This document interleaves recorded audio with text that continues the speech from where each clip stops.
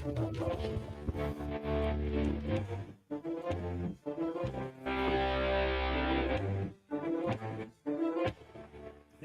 pop crowd. They pop corn. They pop culture. It's the lowdown.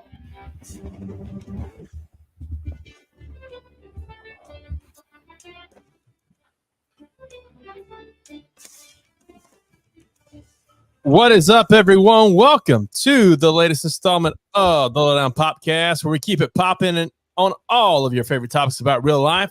I am your host, Elliot Poston.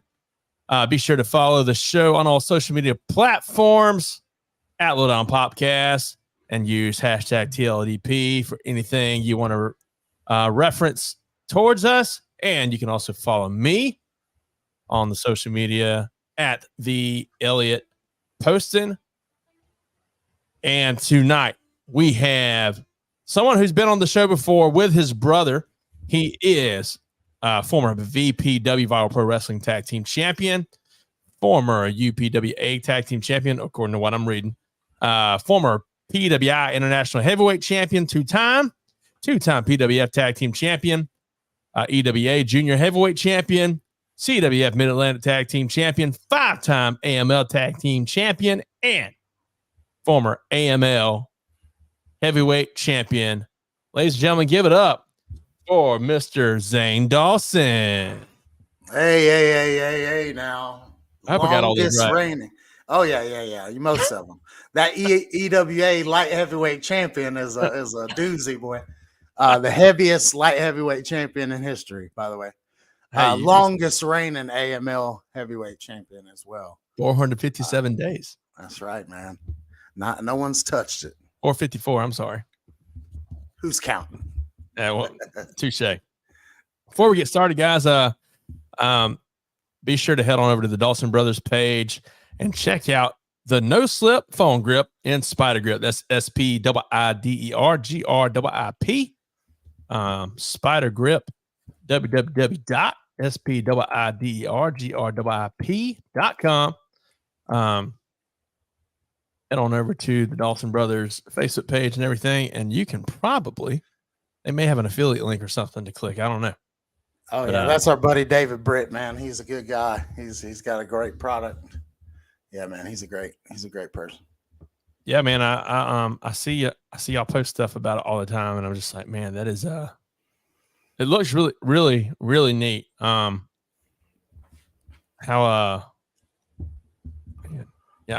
sitting and scrolling through all these different pictures. Oh yeah, man. We've done a lot of work with him, some commercials and stuff where me and Dave have fought each other, and hilarious, by the way. Yeah, we actually went up to New Jersey with him, and we were on I think it was called America's Big Deal. It was the first ever episode. It was on the USA Network. Nice. And we came in like second place or something like that. But yeah, it was pretty crazy being on national TV in spandex. Superstar. Yeah, right. So, man, first and foremost, thank you for joining the show. Man, since we've talked last time, you'd recently had a baby boy last time we spoke, and you just talking to me about him earlier and how you had some excitement this afternoon, and peanut butter jelly time, man. Peanut butter jelly time. Yeah, he's a year and a half. I think he's over a year and a half now. Got about 28 teeth in his mouth. I don't even know how many teeth he's got. He's climbing on everything, biting everything, screaming at the top of his lungs. But I love him. Sounds like his dad. Yeah, he takes after me a lot. Yeah, I love him though. He's great. You know, my parents always told me that your children give it back to you twice as hard as you gave it to your parents. So. Yep. And I've been praying to God since I found out that my wife was pregnant a year and a half ago. Please, me and my brother were really bad kids. So I'm only hoping. And he actually has a baby boy himself now. So there's going to be some Dawson cousins running around here soon, just breaking holes in walls and stuff soon.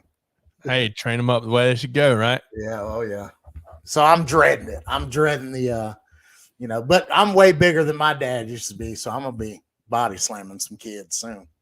Well, so it's funny you say that because I'm much bigger than my dad too. My dad's 5'10", 5'11", like 220 pounds. I'm 6'3". At my heaviest, I've been 332. I've lost some weight. I'm about 290, 285, 290 now.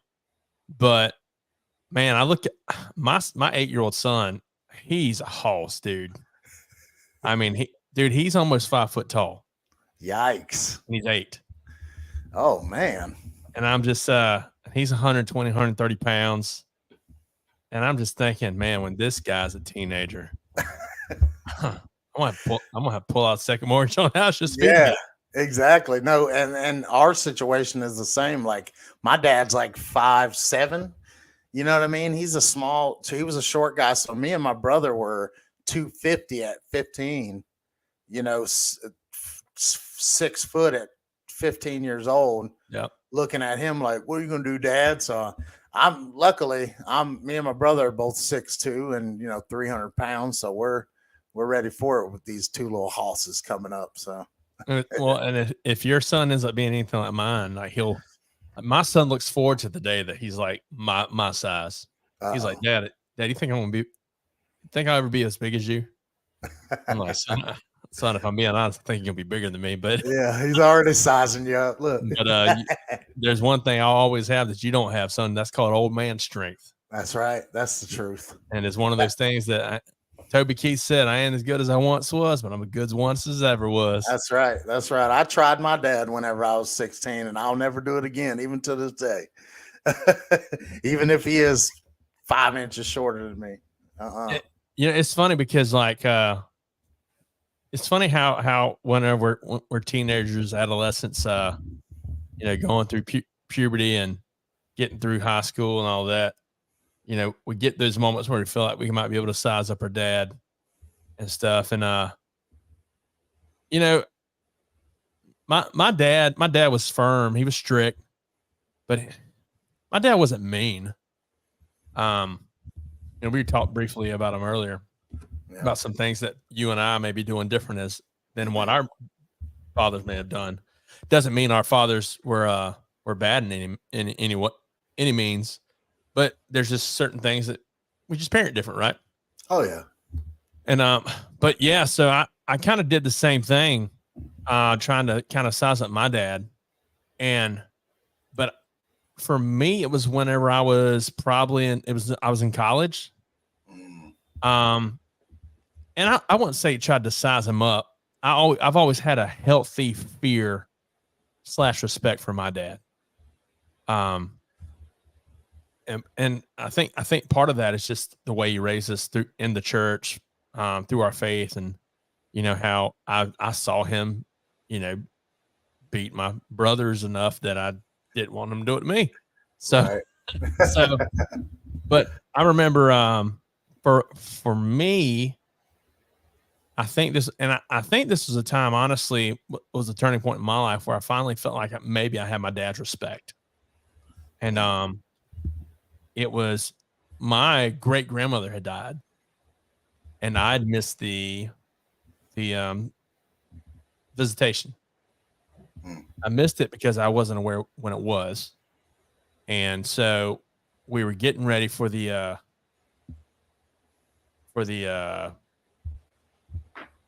funeral, and my understanding was him and my mom was going to let me know when the visitation was, all that, and then I can make plans to get there.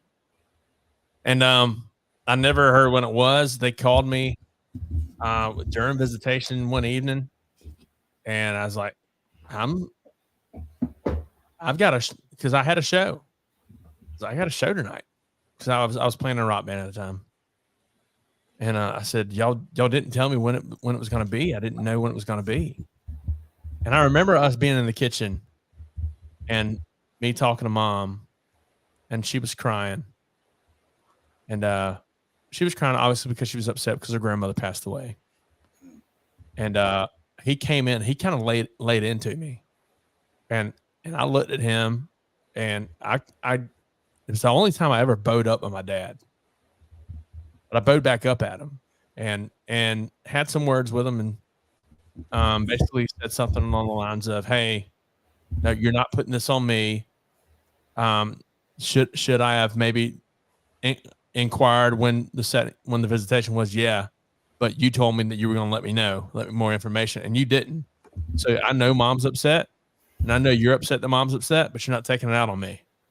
And if you want to do something, old man, do it." Oh, it got like that. And steam could have gone. And when I said that, my mom immediately let my dad said, "You need to go." And I remember looking at my mom and just telling her I was sorry, that if I'd known it, I'd have been there. And but I think that's when there was a turning point for me and my dad where he was like, all right, he's not a kid anymore. I don't have to treat him like a kid. If he's man enough to talk to me and bow up to me like that and really stand his ground, then he's a man.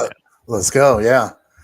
I have a similar story. It was about when I was 15 or 16, and me and my brother always, tried to do wrestling moves on everybody. You know what I mean?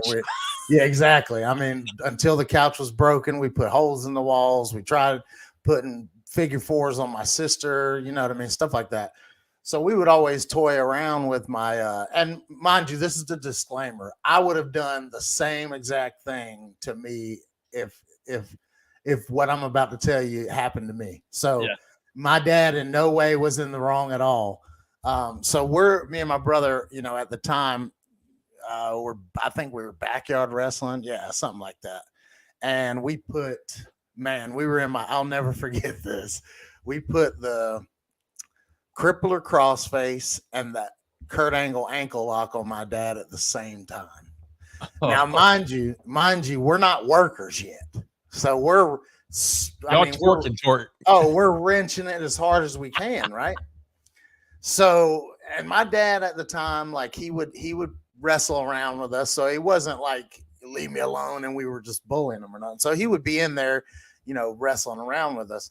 And man, we put that on him and we wrenched hard. And I remember my brother just Kurt Angling his ankle like crazy. And we ended up getting off of him, and my dad grabbed me around like in a sleeper kind of. And he had a good little grip on me, and I started like, I could feel myself fading away, like fading, you know what I mean? So I did the only thing I could do, and I just kind of rammed him into the wall, like backwards, right? And obviously, rock.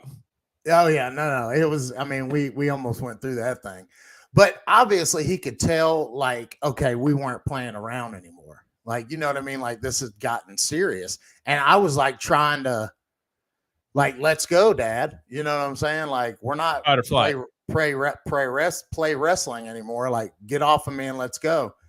And I'll never forget, like, I had rammed him into the wall, and I put my fists up like I was gonna fight him. And my mom had gotten like, all right, y'all need to calm down. And I just saw my dad parting the Red Sea and coming through like this. And I mean, square in my nose. Boom. And I immediately was like, oh my gosh. Like, I'll never. And mind you, my dad's like 5'8". You know what I'm saying? Yeah. And me and my dad's relationship is amazing now. And I'm not saying because of this night and he, busted my nose. But I remember going out into the middle of the road because we lived on this highway. And my brother bringing me an entire roll of toilet paper, like here, because I'm like puddling in my, it was crazy. And I'll never forget because it was about 9:00 at night. I saw in the silhouette of my door, my dad's little tiny frame just standing in the doorway. And then he beelines out to the road. Like, if you're going to be a man, let's go. Like, let's go. You know what I mean? Like, if we've crossed that threshold now, let's go. And I'm like, no. I'm Daddy. Daddy, I'm good. I'm 4 years old again. No, I don't want no parts. I'm just trying to fix my nose, Dad. Yeah. I don't want no parts of it. And mind you, like I said, I would have probably done the same thing to my 250-pound son trying to fight me, because I was full of bigger than him. testosterone, by the way, at the age of I mean, 17 years old. Chocked full of it. You know what I mean? And mind you, I'm putting my dukes up trying to fight him. I'd have done the same thing in his position. Sure. And we've talked about it numerous times, and like I don't have any ill will because, like I said, I would have done way worse. But yeah, man, I feel like when you get to that point, you got to make a choice whether, okay, is it time? Is it that time? You know what I'm saying? Like, because just like you were saying, your dad's like, hey, wait a minute. You know what I mean? Like, and you on the other end felt the same exact way. You know what I mean? But yeah, so my dad is like I said, my dad's always kind of been stern or strict, but man, heart of gold. And he would we knew daddy meant business. If he ever said a cuss word, we knew it was it's bad. Yeah. Because he's never did. There's I can count on one hand and not fill it up probably how many times I heard my daddy say a cuss word. I mean, It's just but what's so how many siblings? I know you got Dave, but how many other siblings you have? We have an older sister. She's like 3 years older than we are. So between you and Dave, which one of you would probably be the bigger prankster, the one who doesn't care as much? I mean, probably me. Yeah. So I've always been the more rambunctious. Like Dave would go to sleep at night, I would stay up like time to, you know what I mean. And my back to the dad thing. Like my dad was the same way that you're saying. Like my dad was very strict, but heart of gold. He worked all the time, and we had a healthy fear of him as well. Because by 15, when my mom is giving us whoopings, we're like, Mom, stop. You know what I mean? Like we can't feel that anymore. But she'd go, oh, okay, well, I'll just call your dad. And we're like, no, okay, we'll stop. Because we knew if he's having to come home after a long day of work and have to deal with some crazy kids, because we were nuts, man. We were bad kids, you know what I mean? And to this day, I apologize to my parents, about the stuff we did. But I would say me, because I was always probably the one goating Dave into doing stuff with me. You know what I mean? So I would say me. Have you noticed that since you've gotten older that your relationship with your dad has become more like a friendship? Oh yeah. Like there's stuff I'll say to my dad now, like certain jokes I'll tell my dad. There's no way 20 years ago I would have told my dad this stuff. Oh yeah.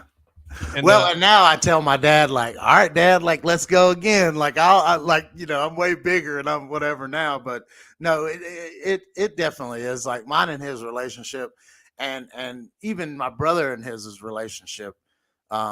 We have a really good relationship with him now. I mean, and we didn't have a bad relationship back then. You know what I mean? Like, yeah, it's very, especially after having kids. Oh my gosh, man. I don't know if I touched on this on the last podcast that we did, but a week after my little man was born, I messaged my mom and dad and was just like, I'm sorry for everything I ever did. Like, because I realized the love that they had for me because of what I have for him.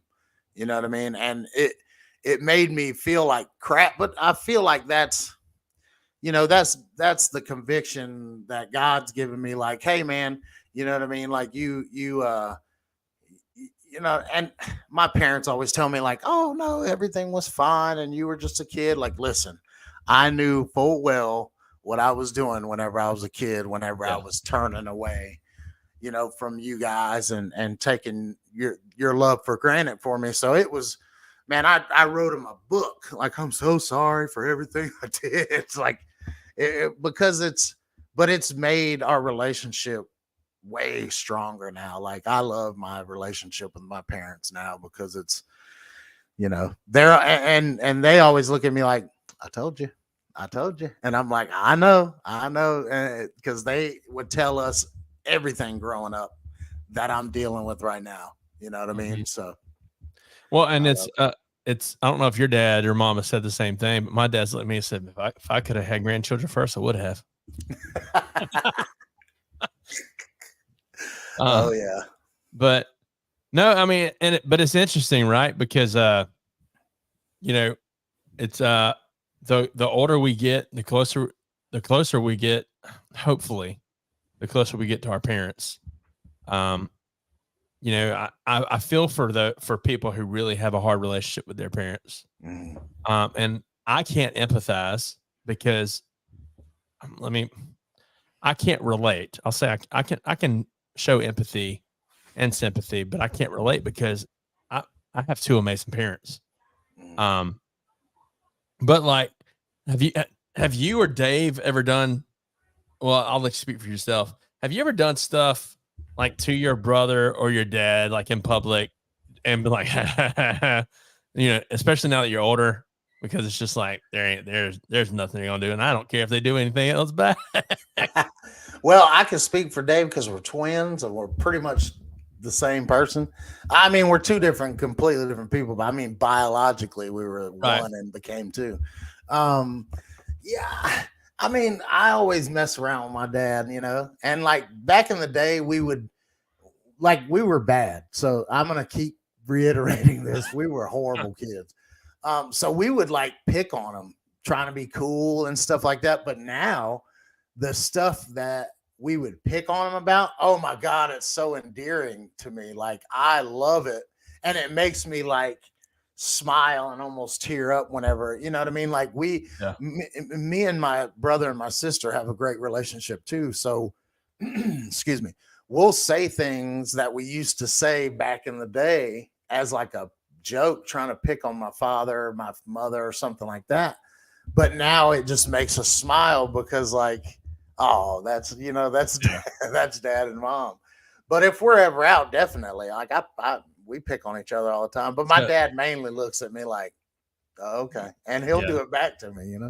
So let me tell you what I did one time. So me and my wife were, I think, just recently engaged. Maybe we were just recently. No, I'm pretty sure we're engaged. Me, my now wife, my brother, their wives, or my brothers, their wives, my parents. We all go to this restaurant, and me, my two brothers, and my dad all go to the bathroom. Well, there's 3 urinals and a stall.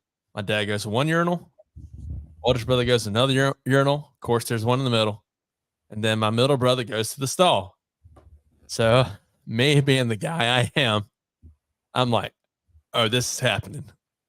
So I go to the middle stall and I baby boy it. You know what I mean when I say baby boy it?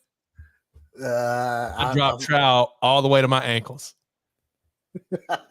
And I'm sitting there and my dad looks at me, God. So then he's just chuckling the whole time. My oldest brother looks at me, he's dying laughing. And then the best part was whenever my middle brother walks out the stall, because I hear him undoing the lock. I'm like, Ryan. And he comes and he says, what? And when he looks, I mean, it's bare butt just right in front of him. And oh my gosh. We walk out and my brothers, my dad are just dying laughing, sit down. My dad's like, Susan, your son ain't right. That's it. He's just not right. Isn't that the thing? They always say, hey, your son is, hey, your daughter is, yeah. Oh yeah. Me and my wife do it now. Like if my son was bad for her or did something that, you know what your son did today? I'm like, oh, he's my son right now. Yeah. Okay. I do the same thing. So, but man, going back to, you being new to fatherhood, man. So ain't it interesting how, having a child can put the perspective of God's love for us into place. Oh yeah. Yeah. And honestly, like I've recently dealt with that. I mean, in the last month or so, as far as me realizing that, just because, like I said, whenever I messaged my family, like I realized the love that you had for me as a kid and I was turning away from it. like I had the same conversation with God. Like, man, this is how much you love me, because I'll literally, man, I'll say I don't even care. Like I've cried more since my son was born than I ever have in my entire life. Like just Facts. every little thing, like it'll catch me. And like when I have realizations like that, if I'm being real with myself, like it'll get me. You know what I mean? Like if I hear song lyrics or something, or if I, see something in a movie, or just anything, see my son doing stuff, like or I'll just get to thinking about, things, and it'll get me choked up. You know what I mean? Because man, I've toyed with trying to be phony my entire life, and it's just I don't. It's too much work. So Man, I've tried to be just real with myself about everything. What I've noticed since I've become a parent, like really hits me hard every time I see them. Mm. The military videos of the parent where the dad is or the mom is coming back from deployment and surprise their kids. Dude, I cry every single time I see those. I can't watch them. I can't watch them. It literally the same exact thing. And I saw one probably a week ago, not even joking. And it's always the little, I mean, mind you, the girls running up to their daddies and stuff too. But when them little boys break down, it's like, oh my God. Like, you know what I mean? Because that feeling. I completely agree. Them things get me. Yeah. So I don't know how it was with you when you first saw your son, but I remember being in the living room with my wife and holding the leg. Doc said, hold a leg. And I was like, all right. And I just remember I literally watched and stared the whole time. Because to me, it was just fascinating. Right. Yeah. I mean, I'd worked in the medical field a good bit, in the medical equipment industry. And so like none of that stuff really bothered me. I know some people's like, oh, I can't watch, type of thing. But for me, it was fascinating. And I remember my son coming out and clipping the cord and holding them for the first time. And audibly, I heard God say, it's your job to raise him to be a godly man. Yep. And when I tell you, man, the weight I felt immediately, ton of joy. Don't get me wrong. I mean, right. More joy than I could handle. But the weight of, man, I've got to raise him. I've got to raise him to be a man. Yeah. In today's world. Ooh. God, what does that look like? Insanity. I kind of had the same, like I wanted to do the hold the leg and watch the whole process, and that was the plan. And I think we touched on this in the last podcast, but my wife went through like 65 plus hours of labor, to the point where she was, I forgot what they call it, progressional, something like that. So we had to do a C-section. Yeah, we had to do a C-section. So that time period of me getting in scrubs and putting a beard, because this is in 2021. Man, that was COVID. I should know this. Oh yeah, it was super COVID, baby. So like I had mask on top of mask on top of mask, and I'm in the waiting room waiting. Because I've never been through anything like this, so I don't know the process or anything. So they sit me in front of these two big double doors, and I'm like, I'm gonna be in there, right? I don't want to watch you slicing her open, but I'm gonna at least be by her side. So it was like a planned deal. Like these two doors swoosh open, and this doctor's like this lady. So I get up and walk and follow her, walk into the room, and I see the sheet up with my wife's from here up pretty much is all I could see. Yeah. And I sat down right next to her, and she's numb, doesn't know what's going on. And she's like, hey, I love you. And I'm like, oh my God, I love you. Like just trying to be there for her. And then when they got the baby out, yeah, it was super crazy because I didn't know what to expect. Like they didn't say, hey, this is what's going to happen. This is what we're going to do. I could feel them like tugging on her, but she, mind you, she was super numb. So she couldn't feel anything. So she's looking at me like, is everything good? Are we?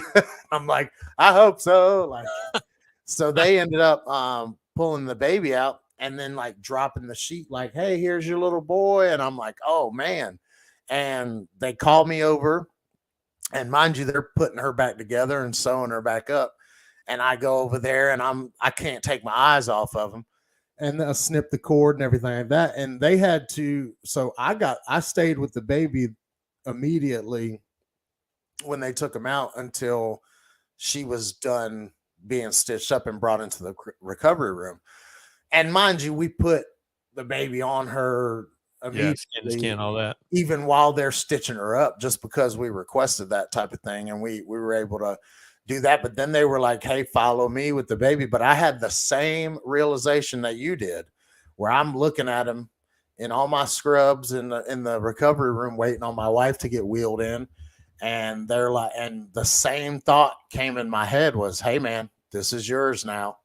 Like, ain't no, this isn't a video game you rented from Blockbuster. Look at that old, that dates me right there. But this isn't something that you're gonna give back.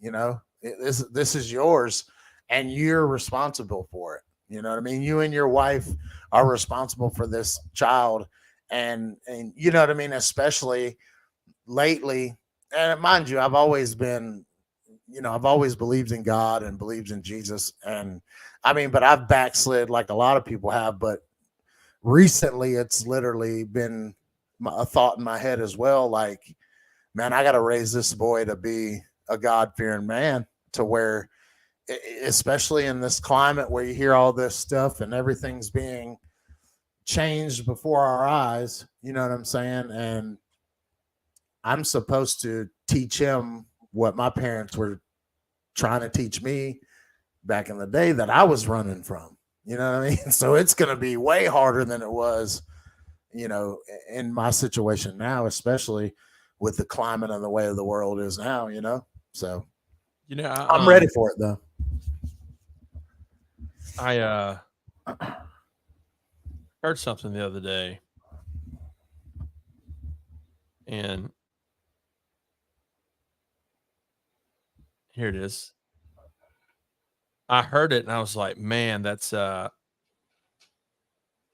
was good. And it was out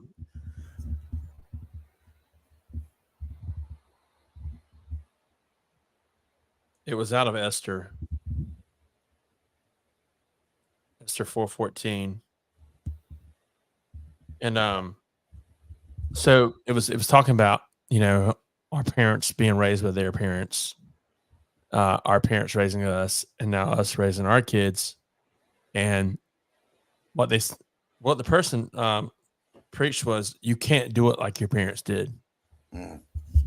Your parents weren't equipped to parent in today's world, but you are. And it went back to, it quoted Esther 4:14. And this is the Message version. It says, if you persist in staying silent at a time like this, help and deliverance will arrive for the Jews from someplace else, but you and your family will be wiped out. Who knows? Maybe you were made queen for just such a time as this. But it's talking about it was talking about Esther. But that's what they're referencing, was Esther, where it says, hey, you were made for such a time like this. Like when God looked at everything, God said, no, Elliot, you're equipped to raise a godly man in this time, where your mom and dad weren't. I was just like, whoa. It definitely put things into perspective, and definitely ease some of that stress, right? Kind of put you at peace with dealing with it, because and I've realized, a lot lately that, God's not going to give you anything that you can't handle. You know what I mean? And I'm a super flawed person, like everybody is. None of us are. We all fall short. You know what I mean, when it comes to a comparison. I've always said opposite of that. I've always said God will definitely give you more than you can handle. But he does that because because you need to learn to lean on him. Yeah, that's true. That's very true. Um, That's very true. And it'll build you into what you need to be to deal with it as well, you know? oh, absolutely. Yeah. No, that's good. It's good. But it's one of the things that, like what we were talking about before we went on air, just trusting in him for the answer, you know what I mean, is the key to it. You know, he can open our, and mind you, we all equip ourselves with things that we need in life. But like you said, we're built to raise the children now. Like nobody that has babies was given the manual and said, all right, this is how you got to do it. This is where you're supposed to go next. And this is what, I mean, me and my wife were literally like, what do we do now? You know what I'm saying? Yeah. Like, and we, you know, and I'm sure you talk to different people and they all say, you know, the first ones you go nuts on, the second one you kind of take it easy because you know what you're dealing with. But I feel like it's going to be like that with everything. You know what I mean? We're always going to say, oh my gosh. Speaking from experience with two kids, right? My first was a son. My second was a daughter. They're different, dude. I'm sorry. Are there some things that it's like, okay, you can draw from your first one from? Absolutely. Without a doubt, you can look at some of the things you did with your first one and say, hey, that didn't work, or yeah, that worked. Let's see if it works for this one. And if it does, great. If it doesn't, then back to square one. But no, there's definitely differences in raising two kids. And it's not a bad thing. Like, so I needed my son. But I also needed my daughter. My daughter has taught me to be softer and not so hard. Because I know I'm hard on my son. I know I am. And I think it just comes natural because I see the world around him. I see the greatness in him, and it's my job as a father to pull it out. You know, I have high expectations, but at the same time, something that I always strived for when I was younger that hindered me was perfection.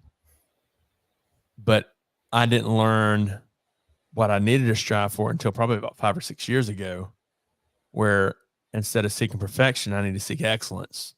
And when I flipped that switch in my mind, man, so many things changed for the better. Because if I'm pursuing excellence instead of perfection, I can only attain perfection in Jesus. But if I'm pursuing excellence, that means everything I'm doing today, I'm doing it the best way I can, which means it'll be better than it was yesterday, and tomorrow will be better than it is today.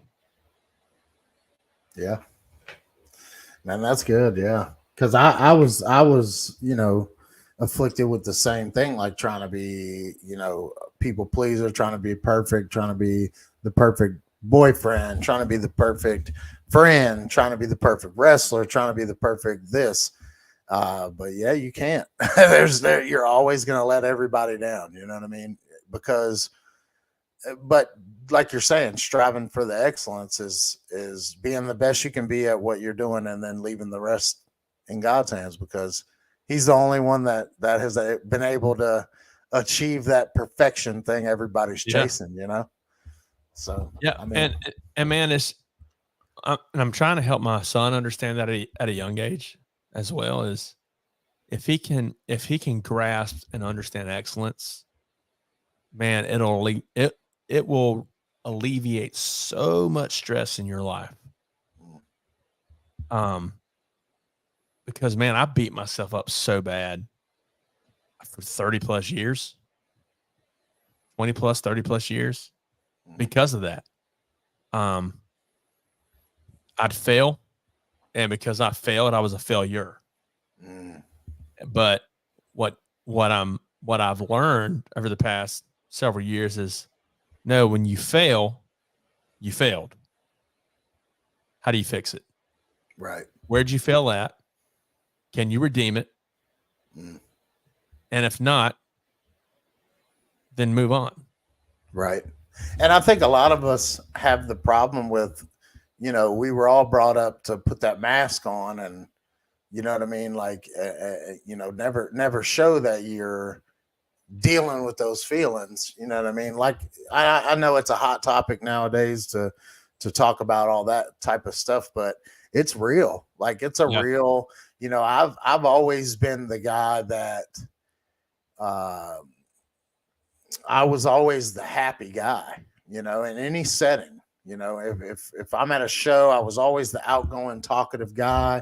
If I was at a party years ago, I was always the outgoing, talkative guy. Whenever I worked in the bars, I was always the charismatic guy. I mean, I even my jobs that I've had throughout my life in customer service, and I've always been able to talk to people. And you have to, you have to shut that part of you off. You know what I mean? But I've been through the same thing. Like, and it hits me where I get in a depression to a point where, but nobody knows about it. You know what I mean? With you, buddy. It's I'm dealing with it, but I'll definitely, even like I was saying before, I've tried for so long and been this phony person to where I would make everybody think that I was okay. But on the inside, I mean, and I'm sure that there was people that could tell, like my real close friends and things of that nature. And I mean, like, there would be things physically to the point where it would affect me physically. Like, there was a point in my life where I was in really, really great shape. I look back now and look, and one thing would happen or something I would be striving for and didn't get it, and I would fail at it, and it would bring me into a depression.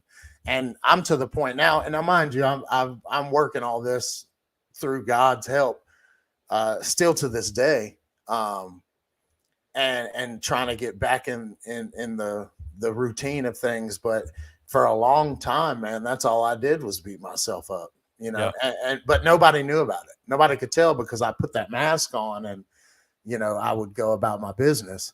But on the outside and on the inside, I mean, physically, I could see myself, falling out of with the routine I was in. And on the inside, definitely, like, I got to a point where I was just hating myself because I would say, oh, I failed at that, or, hey, I was on the bus here and I fell off of it. And now it's, there's nothing I can do. But like you said, the right thing to do is to say, hey, I failed. Where did I mess up, and what do I need to do to fix it?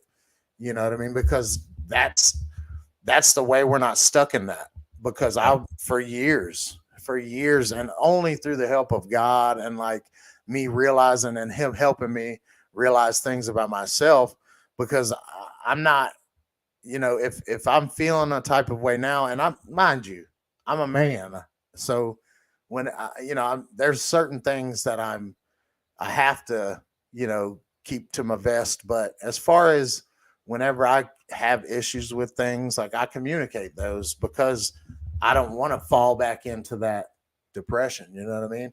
It's one of those things that I get what you're saying. Like, there's certain things that I can, for me as a man, I believe there's certain things I absolutely, some people say, oh, share everything with your wife. I'm like, yeah, you know what? There's certain things as a man that, I just have to have other men that I can share with. Yeah. Because where my wife is great and I love her more than anything in this world, there's just some things that when it comes to manhood, she just doesn't understand. Right. She doesn't know what, she doesn't get why necessarily. She can empathize and sympathize, but she still doesn't necessarily understand why. Someone I was talking to the other day made the comment, don't you feel like you're doing too much?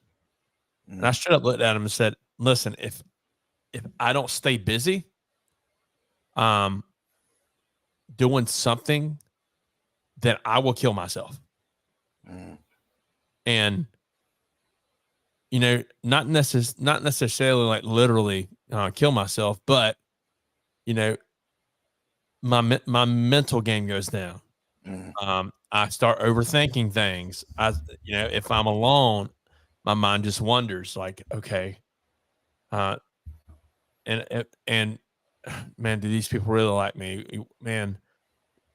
Man, why is this not happening? And I get consumed with things that don't even exist.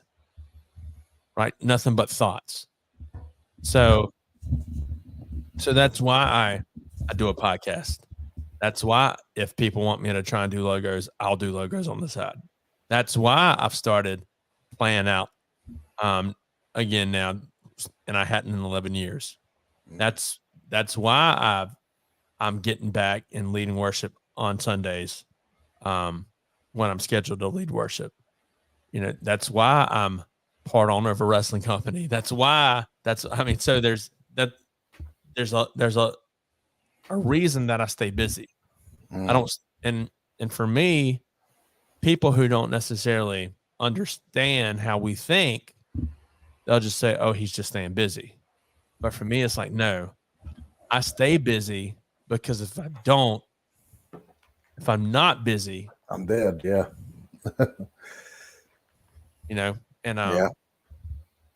Some people, and then other people will say, well, then maybe you should see a shrink or a psychiatrist or a psychologist. I'm like, I don't need to medicate.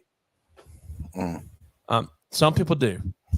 And if you need to see a psychologist or a psychiatrist and get help because of a chemical imbalance and get medication, hey, go for it. Yeah. I support that. I support people's mental health. But for me, what helps me is first fulfilling passion and purpose. My passion and my purpose is music. It has been for over 20 years. And when I'm, and this goes to something else. Someone asked me, hey, what's it like being on stage? I'm like, it's one of the best feelings ever. They're like, well, is it the same as leading worship? I said, absolutely not.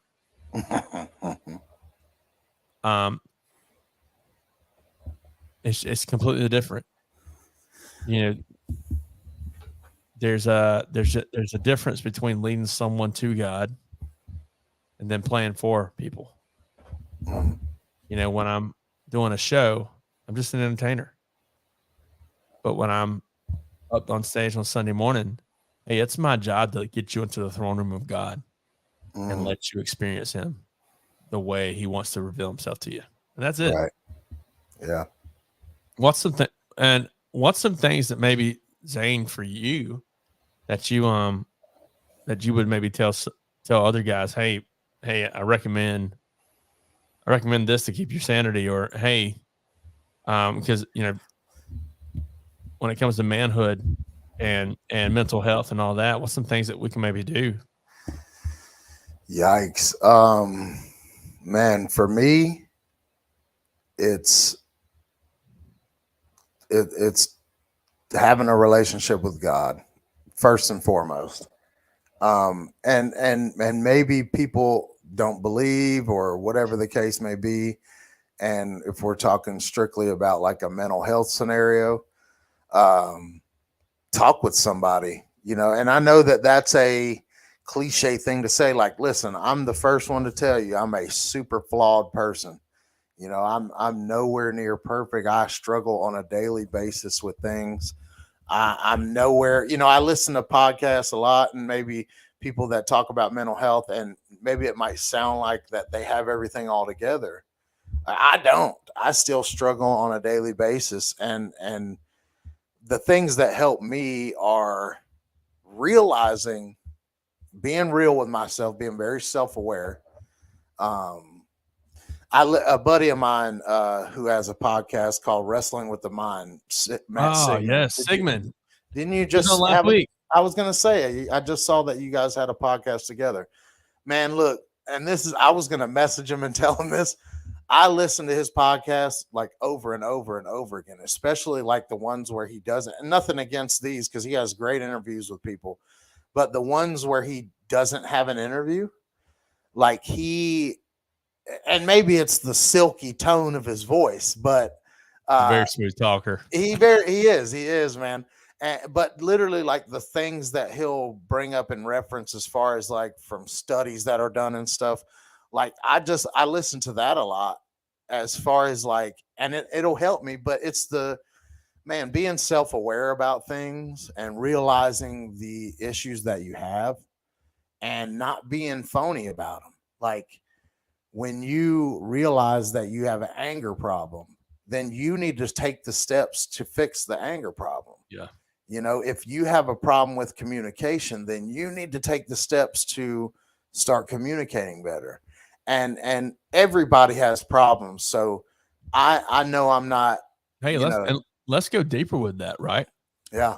Hey, if you have a problem with alcoholism, Man. if you have a problem with drugs, Yes. hey, here's one that many people may not see a problem with. Hey, let's talk about porn addiction, all right? Dude, if we're getting deep into all that stuff, I've dealt with every single thing that you're talking about. You know what I mean? I've dealt with I used to be a heavy cigarette smoker. One day, and mind you, I can come up with every excuse in the book to, keep doing it. Right. But at the end of the day, it's killing you. You know what I mean? And that's, hey, man, you can either continue to do this and kill yourself, or you can not do it and be real with yourself and honest with yourself that this is hurting you. Same thing with everything that you just mentioned. I was a drug addict at a certain point where I was, and nothing crazy. I've never been addicted to anything hard, but what's hard to me, cigarettes are way more harmful to you than a lot of things. You know what I mean? But I got to a point where all this stuff is an excuse. Right. Everything is an excuse. The stuff with porn, I mean, that stuff is all over the place. You know what I mean? It's everywhere. It's so easily accessible to view it. Like it's literally pushed in your face constantly throughout the entire day. So you really have to. And mind you, I've dealt and am dealing with things like that still to this day. I'm nowhere near perfect when it comes to stuff like that. But it's one of the things where you have to realize and take accountability for yourself. That's another thing. The being self-aware and being accountable for what, stop trying to make excuses for yourself. Stop trying to make excuses why you do things or why that's not the case. You have to take accountability for what you're doing wrong. And then you take the steps to change them. You just bringing it back to what, like you said, you realize where you're failing at and you do what you got to do to fix it. You know what I mean? And even if you fall off on your journey of fixing those things, that's fine. It's just you can't let yourself go backwards. You have to realize where you failed and take the steps to fix it. Well, and for things that are deep rooted in us, sometimes it's realizing, or I'll say more than sometimes, a lot of the times it's realizing that, hey, you know what? We don't have the power to redeem or restore or fix. But man, we have a God who loved us so much that he sent his only son to die for us. John 3:16 tells us that for God so loved the world, he gave his only son, that whoever believes in him will not perish but have everlasting life. And 3:17, people tend to look over, but it tells us, for Jesus came not to condemn the world, but to save it. And man, it's such a great thing to serve a God who can take something that's broken, fix it, and it be better than it was before. Because I don't know about you, Zane, but I know if I try to fix something that was broken, it's not better than it was before. Never. It's flawed. Yeah. But talking about porn, the porn addiction and stuff, and we can even go deeper with that, with just sexual immorality in general. And the best way I've ever heard it described was a pastor mentor of mine, we were talking, and he basically put it like this. He said, anything that deviates from the original path that God intended is sin. Anything. So when God created Adam, he created Adam a helpmate and Eve, and they were married. Anything that deviates from that. So, guys, hey, just know if you're one of the guys out there who's struggling with that, there's multiple Christian sites that can help you with that struggle. Triple X Church, I know is one of them, or was one of them. I got a friend of mine who's actually he's in the process right now of starting an organization to help with people who are struggling with porn addiction, to help counsel them out of it. So I highly recommend finding a Christian counselor, guys, that is willing to walk with you through that addiction if it's something you're dealing with. But yeah, and just to circle back, like everything that I mentioned before, that's just being a mature adult and looking at it that way. I fall short, like I said, constantly, and my answer for everything is to look up at God for the help. And I ask him constantly, hey, I'm dealing with this. Like the reason I gave up cigarettes and drugs and things of that nature is I reached up to God and said, hey, I can't do this without you. Sure. I need help from you to do this. You know what I mean? And mind you, like every answer that I have is gonna be look to God for it, because like I said, I'm nothing without him. You know what I mean? As far as I don't know where my life would be without, the help from my family growing up, and my mother specifically. Like she's always here, and she's told me straight, whenever I have issues or I've, called her for, advice on parenting or things of that nature. And she's been like, you know what you need to do. You know what I'm saying? Yeah. So she always brings it back to me as far as like, well, you know who you need to talk to. You know what I mean? So it's he at the end of the day, man, he's the one that brings me out from everything, Yeah, and there's a reason Paul tells us to live our lives that way, right? Paul tells us, hey, but and this is me paraphrasing, God first, family second. Actually, God first, wife second, kids third. Then ministry, and then everything else. So as a father, it's easy to build those kids sneak in front of mama, right? If you're not careful. But man, it's so important that we make sure God is the center of all of our relationships and center of everything, and everything. I want to hit on one last thing, and I think this right here culminates, Zane, how we exemplify manhood. It's found in 1 Timothy 6, verse 11. It says, flee from these things, man of God, and pursue righteousness, godliness, faith, love, perseverance, and gentleness.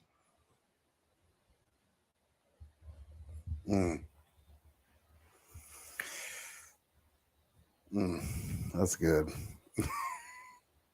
I think about, well, first I look at it, I'm like, man, there's some things in that one verse right there that I know I need to work on. Yeah, man, I look at, gentleness isn't really what today's society considers a manly trait, right? The man's gruff. He's got rough hands. He's Sam Elliott-esque. Yeah. But man, Timothy says, pursue righteousness, pursue godliness, pursue faith, pursue love. perseverance and gentleness. Fight the good fight of faith. Take hold of the eternal life to which you were called, and you made the good confession in the presence of many witnesses. Or, hey, letting people know that you're a Christian. Right. Yeah. Yeah. That especially now, like this is, the most persecuted time, in history. I mean, obviously I wasn't back in the days of Jesus. So I mean, but today, man, if you, it's the only way I could say it's the attitude era of the time, for where when you're doing everything good, when you're the Bret Hart of your life, where you're literally following every rule and trying to be as good as you can, you're spit on, which is what they did to him in the attitude era to bring it around to wrestling. But like nowadays, like if, I watch videos of preachers on the street or things where they're just trying to preach their message, and they're just like spit at, and they're people throw drinks in their faces, or they come up and just persecute them. And it's like, man, this guy's literally, regardless of what you feel about it, like nothing he's doing is gonna hurt anybody. It's not people want to take the Bible out of context and say, oh, you're judging, and they want to misread scripture and want to the people who scream for tolerance are the most intolerant. Man, and it's so crazy how they that's what they live on, is the one little out of context thing that they just want to do to attack somebody that's professing their faith. You know what I mean? And to me, it's all they're trying to do good. Jesus's message was love, and there wasn't anything negative about what he was. But nowadays, if you say that, you're looked at, oh, you're somebody who believes in that. What do you mean? Well, and it's helping people understand, hey guys, I'm not here to condemn you. Right. But I love you so much, and I care so much for your soul that if I didn't share this with you, then I hate you. Yeah. I can't hate. If I hate, I can't enter the kingdom of God. I can't be a follower of Christ and have hate in my heart. It's impossible. Well, and like we say, we always fall short. So we're always going to deal with things like that. And it's always our responsibility to look to God and thank God for grace. Exactly. And realize that he, like you said, sent his son to die for us all. And whoever believes in him shall not perish, but have eternal life. Like that's the answer for everything, and even if I'm persecuted to the day that I die, I'll never deny my faith. Like it's a very, that's the one of the things that has been instilled in me from a super young age. Even when I fell off and backslid like crazy whenever I was growing older, it was always, well, no, that's what it is. You know what I mean? Like Jesus died for our sins, and God loves us. And even if I'm just like the love my parents had for me, and I realized whenever I had my son that the love that they did have for me, even though I pushed it away as I was a teenager willingly, I willingly pushed it away. And but just like how I would look at my son right now, and just like how my parents looked at me and forgave me, God will forgive you. God will forgive you. And God loves you no matter what. He loves you so much that he sent his son down here to die for us. Because we're all going to hell. Every one of us were born going this way. Mm-hmm. You know what I mean? And he loved us so much that he sent his son down here to die for us.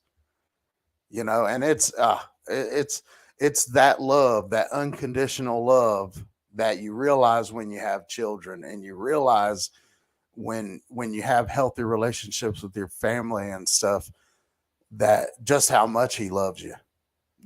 It's miraculous. I love it so much now, especially getting older, and the realizations that God's having me have. Like I love it. Sorry, I'm rambling. No, you're good. You mentioned, doesn't matter what you've done, God will forgive you. And I get it's easy to feel like you've done way too much for God to forgive you Mm-hmm. and to be forgiven. But we have to remember, and if you're not aware of this, listeners, Matthew 18:21-22, Jesus is actually talking about forgiveness. And Peter came and said to Jesus, Lord, how often shall my brother sin against me and I forgive him? Up to 7 times? Jesus said to him, I do not say to you up to 7 times, but up to 70 times 7. And some people will do math and be like, oh, so just 409 times. No, that's not what he's saying. He's saying that, guys, he's using that as an example, figuratively speaking. Hey, up to 500 times, guys. Yeah. But in reality, more than that, you forgive because I command you to. And a lot of people, Christians, you need to hear this. You are commanded to forgive. You're not commanded to trust others, but you are commanded to forgive everyone. Because Jesus in Matthew tells us you have to forgive your brother. He doesn't say you have to trust him again, but you have to forgive him. Right. So, I mean, look at the guys on the cross. I this is crazy to say, but like I watched The Passion of the Christ probably 3 weeks ago for the first time ever. Incredible movie. And it made me just realize even more about what he did for all of us, and it's just incredible. I encourage anybody. Man, he's in. I watched the Sound of Freedom movie too. He's incredible. He's incredible. But the guy that was on the cross, I saw another video touching on this too. He never did communion. He never went to church. The thief, pastor from like the 80s or 90s, right? It was something like that. Yeah, there's been a bunch of videos where they talk about how that guy never did this. He never gave tithe. He never, went out on Sundays to church, and he never got baptized. Right, never got baptized, and he believed that Jesus was the Lord and the Messiah, and he said, "Today you'll be in paradise." Yep. You know what I mean? Like it's just like you said in the passage. God so loved the world that he gave his only begotten son, that whosoever believes in him shall not perish, but have everlasting life. That's all it takes. That's it. And by doing that, God's going to work through you. I saw another one, man. I'm going to just talk about reels that I've seen lately about this stuff, because I see all kinds of them. Like, everybody wants to turn the smoker away, or everybody wants to turn the prostitute away, or you have to stop being a prostitute, or you have to stop smoking weed, or stop drinking before you can be saved. Whenever it's God wants, when you're saved, you're not going to want that stuff anymore through God. God wants your mess. Yeah, God's going to work through all that and rid you of whatever, as long as you're seeking him and trusting him to,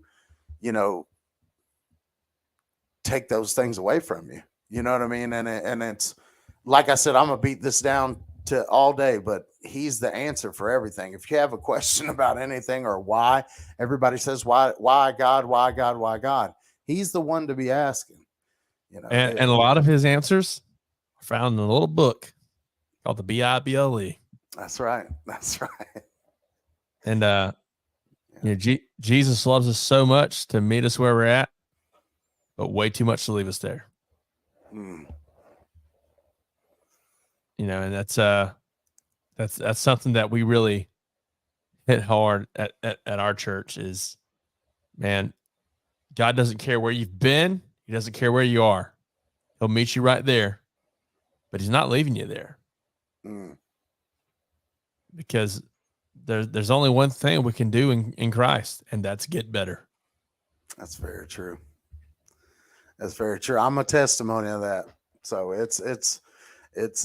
I was a horrible person, you know, and like I said, I struggle on a daily basis, but through God, I feel like I've improved personally so much just within the last couple of years, doing the work on the inside about being self-aware about things, and then through God helping me on every step of the way.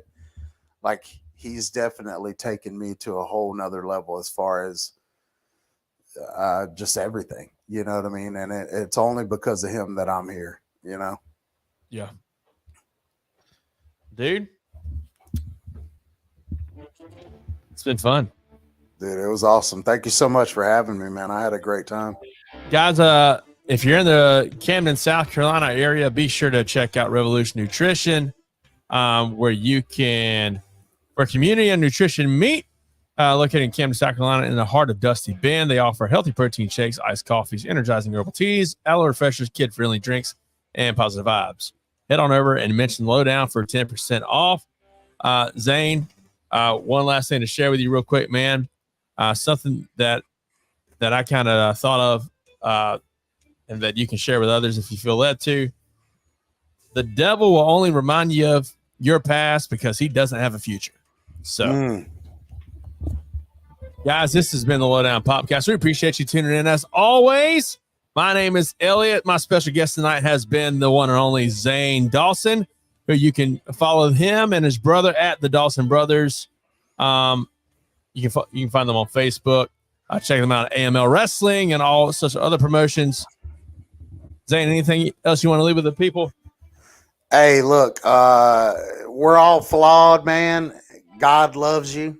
If any of this has helped one person out, then that's what it's here for, man. I love everybody. I love you, man. I appreciate you having me on. We'll see you guys down the road. Absolutely, guys. This has been a Low Down Popcast. As always, let's keep it popping.